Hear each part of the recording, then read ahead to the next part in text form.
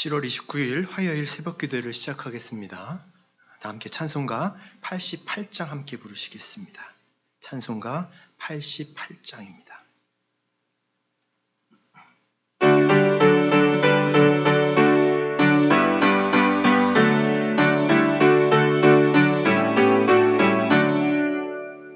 내 진정 사모하는 친구가 되시는 구주 예수님은 아름다워라. 산 밑에 백합하여 빛나는 새벽별 주님 영원할 길 주옵도다. 내 맘이 아플 적에 큰 위로 되시며 나 외로울 때 좋은 친구라. 주는 저 산 밑에 백합 빛나는 새벽별 이 땅 위에 비길 것이 없도다. 내 맘의 모든 염려 이 세상 고락도 주님 항상 같이 하여 주시고 시험을 당할 때에 악마의 계교를 즉시 물리치사 나를 지키네. 온 세상 날 버려도 주 예수 안 버려 끝까지 나를 돌아보시니 주는 저 산 밑에 백합 빛나는 새벽별 이 땅 위에 비길 것이 없도다.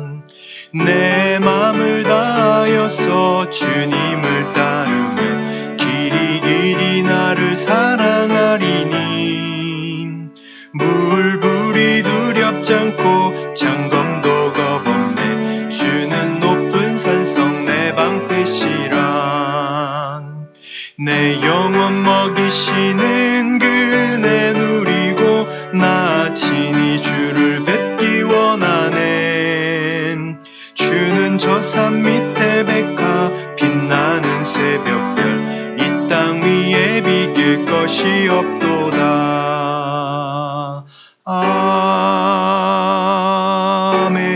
아멘. 오늘 우리에게 주시는 하나님의 말씀은 사도행전 4장 8절부터 12절까지 말씀입니다. 사도행전 4장 8절부터 12절까지입니다. 이 말씀 한 목소리로 함께 받들어 읽겠습니다.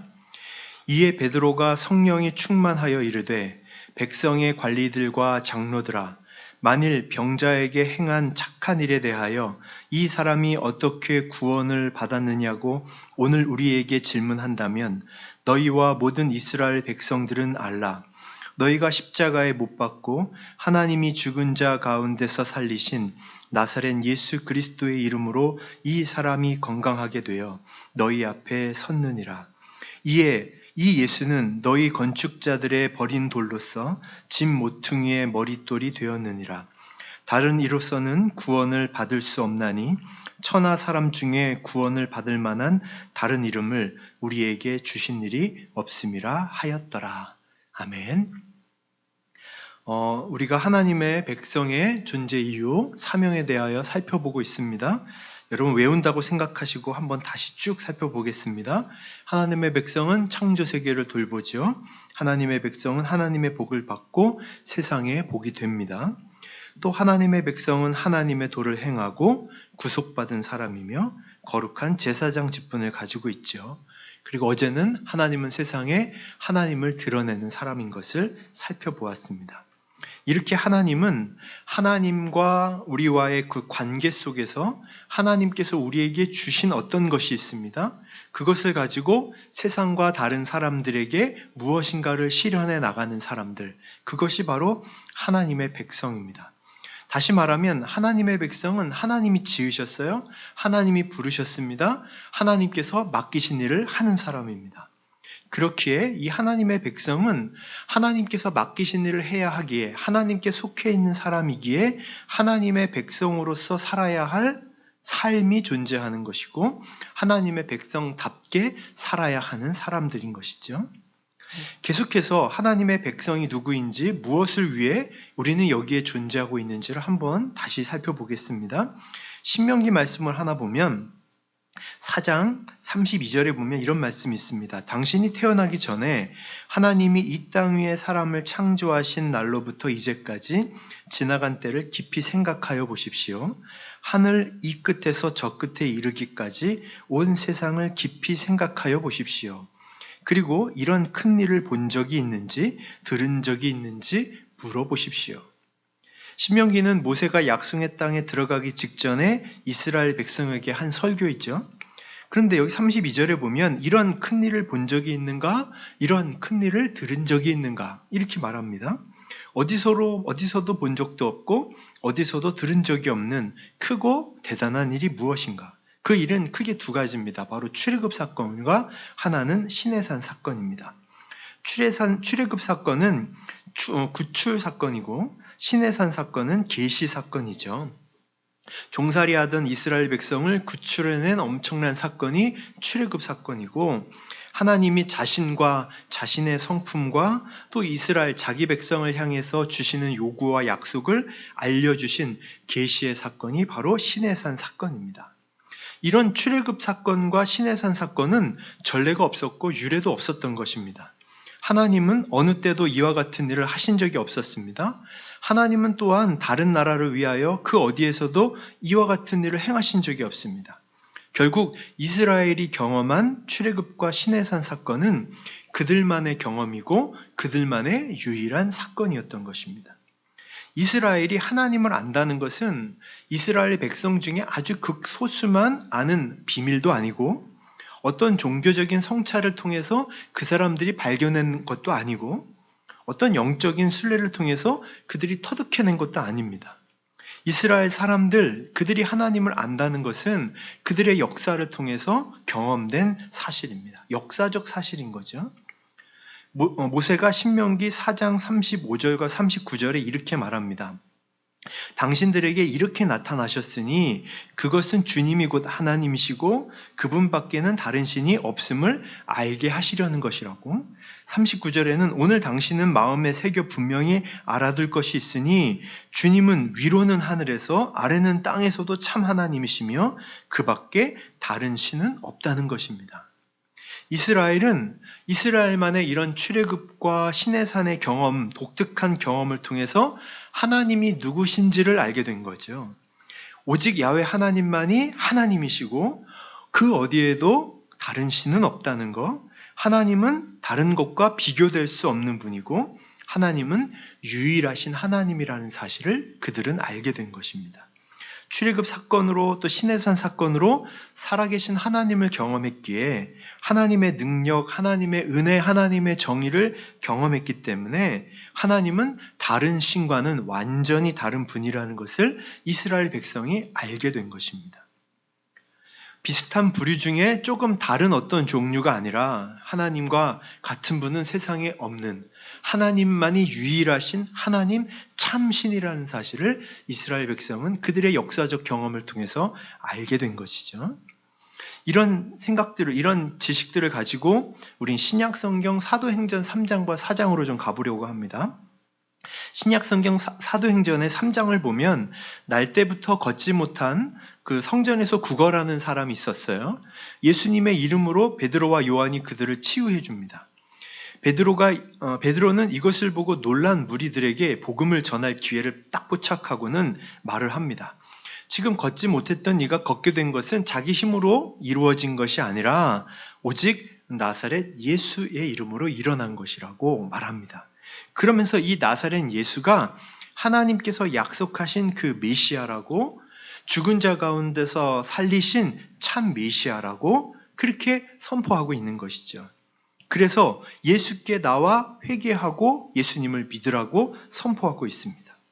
이 일로 인해서 베드로와 요한이 산헤드린에 끌려갑니다. 그 일에 대해서 해명을 해보라고 하자 오히려 베드로는 그 기회를 이용해서 다시 한번 예수 그리스도의 복음의 구원의 복음을 전하기 시작합니다.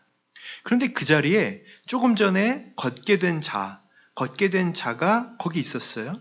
성전에서 늘 구걸하던 사람들이니 성전을 드나드는 사람이라면 그 사람이 거기 앉아서 일어나지도 못하고 구걸하던 사람이라는 것을 모두가 알았는데 그가 거기 버젓이 서 있는 것입니다. 결국 베드로와 요한이 복음에 대하여 말할 때, 예수 그리스도에 대하여 말할 때 사람들은 거기에 대하여 아무 말을 하지 못했던 것이죠. 사내들인 의회에서 말하기를 그들로 말미암아 기적이 일어났다는 것을 예루살렘 사람들 모두가 다 알게 되었다고, 우리 모두는 부인할 수 없게 되었다고 말합니다. 여기서 우리가 유념해야 되는 것은 바울이 사내들인에서 어떤 설교를 한 걸까요? 성전에서 구걸하던 자가 이렇게 치유된 것은 어떻게 해요? 부활하신 예수 그리스도의 이름으로 힘입어 된 것이라고. 이 예수밖에는 다른 아무에게도 구원이 없고 사람들에게 주신 이름 가운데 우리가 의지하여 구원받을 유일한 이름, 하늘 아래 하늘 위에 유일한 이름, 그것은 예수 그리스도, 그분밖에 없다고 선언하고 있습니다. 바울이 이렇게 설교하는 배경에 성전에서 구걸하던 자가 일어나 걷게 된 치유의 사건이 있었던 것이죠. 누구도 부인 못하는 그 사건, 그 배경으로 예수님의 부활을 이야기하고 있는 것입니다. 즉 예수님의 부활 또한 누구도 부인할 수 없는 사실이라는 거죠. 바로 증인이 바로 우리라고 바울이 말하고 있습니다. 그리고 힘주어서 말하는 것은 다른 구주는 없고 오직 예수 그리스도 그분뿐이라고 말하고 있어요. 만약에 사내들인 의회에서 제사장들이나 사두개인들에게 신명기, 아까 살펴본 신명기의 말씀처럼 구원은 다른 신이 아니라 오직 하나님에게 있고 하나님밖에는 없다고 말했다면 아무 문제가 없었을 것입니다. 그런데 베드로는 지금 하나님에 대해서 말하는 게 아니에요. 하나님에 대해서 말하는 게 아니라 나사렛 예수에 대하여 말하고 있는 것이죠. 베드로가 하나님에 대하여 말한다는 것을 잘못해서 나사렛 예수라고 말한 게 아니에요. 베드로는 제대로 말하고 있는 거예요. 바로 이 예수가 십자가에 죽었다가 부활하신 이 예수가 하나님이심을 선포하고 있는 거죠. 우리를 구원할 이 바로 오직 예수 그리스도라고 바로 선포하고 있는 것입니다. 우리는 오직 한 분 하나님을 믿는 하나님의 백성이에요. 오직 한 분 예수 그리스도를 믿는 하나님의 백성이고 오직 구원은 예수 그리스도에게만 있다는 것을 믿는 하나님의 백성입니다.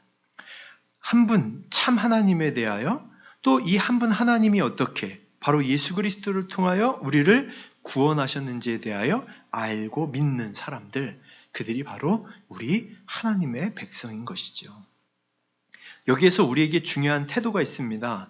바로 무엇이냐면 다른 하나님은 없다는 것입니다.